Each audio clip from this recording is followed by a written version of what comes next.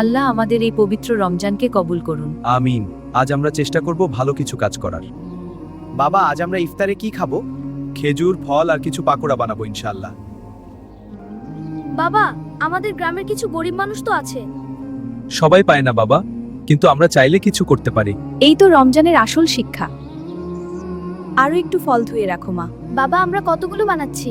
আজ 10টা পরিবারকে দেব ইনশাআল্লাহ। রমজানের ছোট একটা ইফতার। আল্লাহ তোমাদের অনেক বরকত দিন। এটা কি বাবা? রমজানের ছোট একটা ইফতার। আল্লাহ তোমাদের অনেক বরকত দিন। আজকের ইফতারটা যেন আরো মিষ্টি লাগছে। কারণ আমরা ভাগ করে খাচ্ছি, ভাগ করে খেলে সবকিছু মিষ্টি লাগে। কারণ আমরা অন্যদেরও খাওয়াতে পেরেছি। রমজানে অন্যকে খাওয়ালে আল্লাহ অনেক সোয়াব দেন। মনে রেখো, রমজান শুধু না খেয়ে থাকা নয়, মানুষের কষ্ট বোঝা এবং সাহায্য করা।